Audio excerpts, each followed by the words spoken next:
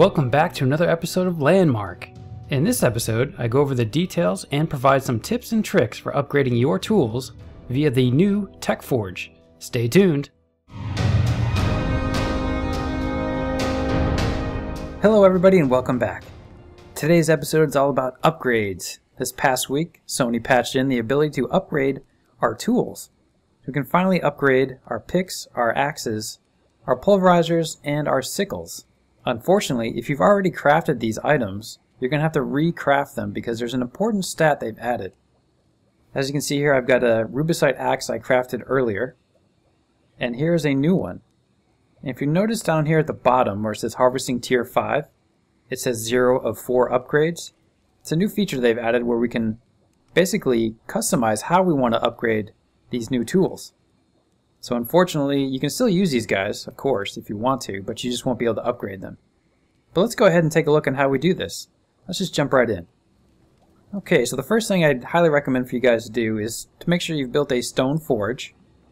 And by now, most of you I'm sure have. This is the superior smelter, but this is what it will look like. Because basically what we want to do is we want to upgrade our stone forge to a tech forge. This is where all the upgrading happens. So if we open this up real quick, you can take a look. Under upgrade item, all we have to do is drag over the newly crafted tool. As you can see here, we've got slots to be able to upgrade from blue to even legendary. And then we can take it even a little bit further and customize how we want to upgrade this new pick. We can upgrade the harvesting damage, harvesting speed, and harvesting size. And we'll cover that a little bit more in detail here in a few minutes.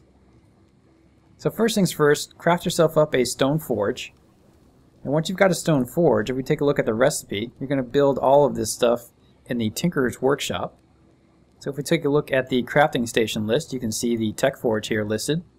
And the first thing you need in the requirements is a stone forge. So basically the tech forge is going to replace the stone forge. And you're going to need 60 cobalt ingots, 60 elemental copper, 125 coal, and 4,200 obsidian. Worked obsidian. The coal you can get from your stone forge down here under crafting component, and it just requires a bit of plain wood logs to be able to cook up this coal. And then if you're wondering about the pile of worked obsidian, we take a look here at the list one more time. If we go ahead and scroll down even further, we've got the stone tab, and underneath that we have the various types of stone you can craft. We've got work stone, work marble, amaranthine, obsidian, and alabaster. So this is what you want here. And it'll cost 100 obsidian to get 105 worked obsidian.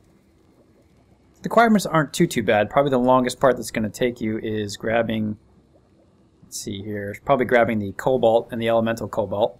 It'll probably take you the longest amount of time. Okay, now that you've got a tech forge crafted, the next thing you want to do is work your way up to a tradesman sifter. And this is basically the tier 2 sifter. The first one is the rough work sifter. We go into refining stations. You can see here the costs. It's going to cost you 50 jute, 35 gold ingots, 35 elemental gold, and 30 ancient heartwood. And all this stuff is between tier 2 and 3. The jute is on just about every map, so you don't have to go to a specific map or a specific tier to find this stuff. Just make sure you've got a sickle. The trickier part is going to be upgrading it to a tradesman sifter where the requirements are a little steeper. You're going to need 50 cotton. You're going to need your original rough work sifter, 50 rubicite ingots, 50 elemental rubicite, and 40 frosted heartwood. Now the reason you want to upgrade to a tradesman sifter is when you come over here to the sifter, you can take a look here. When you start putting in piles of dirt and stone and ore, you're going to get these tradesman bags of relics in return.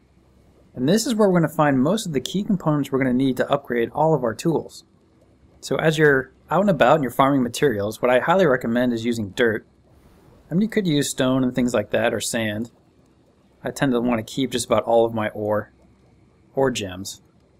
What I like doing is just farming up dirt since it's so plentiful. But you can see the cost here. To make one of these bags, it'll cost you 8,000 dirt. So I can do this almost 10 times. So if we go ahead and craft a couple, I'm going to do all of them here. I'm going to craft up 9 of these guys. Alright, now we've got 9 tradesman's bags of relics. And if we take a look in our inventory, And there they are. If we right click on these guys, we're going to start getting some items here. We open up our loot window, we can see what we're getting here. Broken talisman, okay, let's try to keep going. Ruined idol, some more broken talismans. Drained power source, you'll need that to upgrade to a blue pick or blue axe. Cracked runestone, and a bunch of blue and green stuff. Didn't quite get the orange legendary item. Let's just quickly take a look at what these relics are. These are the broken talismans, the ruined idols, cracked runestone, drained power source, and what I haven't found yet is a damaged artifact. And this will be an orange icon. And this is the item you'll need to craft legendary tools. The blue stuff is upgrade to blue tools. And the green stuff here is to help with crafting the items you'll need to upgrade the individual slots on the new tools. Now bear in mind that the Sifter is not the only way to get these relics. You can also find these relics just by digging through dirt and stone and ore and stuff like that. You have a rare chance, as you can see here in the loot window when you're farming stuff. Just like when you're getting heartwood or elemental copper and elemental cobalt, things like that, you do have a rare chance of that stuff dropping. However, this is more of a surefire way to obtain relics. Even though the material cost is pretty high, you're at least guaranteed to find something. Now that you've got your crafted bags and you've opened them up, we'll take a quick look at my inventory again. What we want to do is repair them. So you can see how it's broken talisman, it's a ruined idol, it's a cracked runestone, it's a drained power source, and this is a damaged artifact. So basically what you need to do is repair them before you can come over here to your tech forge and upgrade the item. So the first thing you're going to want to do is come over to the alchemy station after you've opened up all those bags of relics. And if we scroll down to Restored Relic tab, you can see we've got Restored Talismans, Restored Idols, Destructive Runestone. These are the runestones you're going to use that I showed earlier to further upgrade your tools. Here's the Swift Runestone and the Vast Runestone. And as you can see, even repairing these guys, creating these runestones cost even more resources. So if you want to craft a Swift Runestone, you're going to need 1 cracked runestone, 10 elemental rubicite, 400 rubies, and 15 thistle seed.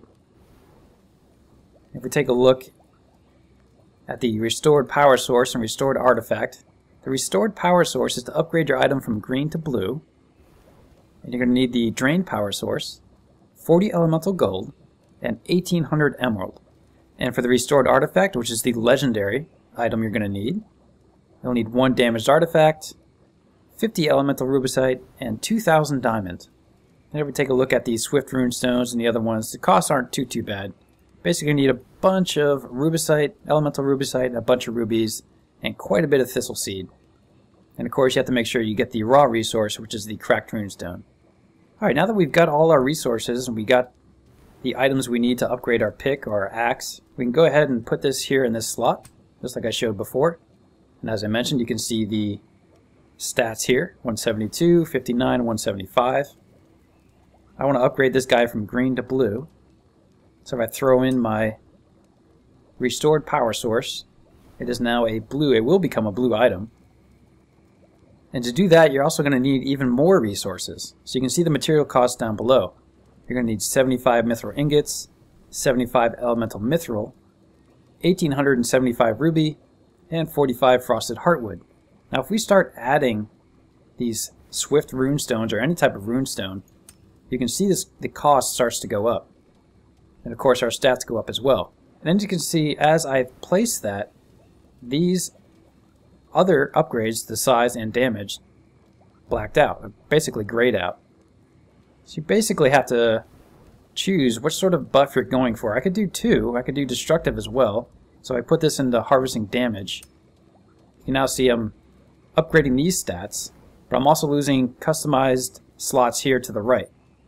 And that's because I've only got 4 upgrade slots. And if you guys watched the live stream, they explained this a little bit. As you're crafting these tools, you have a random chance of getting anywhere from 2 to 5 upgrade slots. So 4 is actually not too bad. Now what's really cool about this though is that once you've upgraded your pickaxe or your axe or whatever it is it might be, those stats stay, and then you can still upgrade it further. This isn't locked in. So basically once I've crafted this and I go out and I farm the rest of these materials that I want to fully buff this pick, I can come back, make a few more runestones, throw them in these slots, and then go ahead and hit upgrade item, and it's still craftable. I could even take this a step further if I wanted to craft it up to a legendary. So it's not a one and done solution, so you can basically just keep on upgrading until you're completely happy with having a legendary pick based on the stats that you're going after. Alright guys, that'll about do it for this episode. I basically just wanted to give you guys an overview on how to upgrade your tools. So remember, the first thing you want to do is build a stone forge, and then upgrade it to a tech forge, and that's going to replace your stone forge. And the tech forge is where all the upgrading happens. Next thing you want to do is try to work on upgrading your sifter, or creating a sifter and then upgrading it to a tradesman sifter. Once you've done that, hopefully you've got a whole bunch of dirt and stone that you can start crafting these relic bags. And once you've got your bags of relics, go ahead and open those up and try to get the raw resources so you can craft swift runestones and destructive runestones and these restored power sources and the legendary items. And to do that, we need to go to the alchemy station under restored relic. And this is where we craft all the components we need to upgrade our picks and axes and things like that. And once we've got all these items, then we can come back here to our tech forge, throw in our tool, and then customize away. And just remember, it's not destructive, so you can keep on upgrading this guy, which is pretty cool. Okay guys, thanks for watching, and I hope you found this little tutorial useful. If you enjoy the content, feel free to subscribe. If you've got a question, as always, drop me a line in the comments section below. Till next time everybody, take care.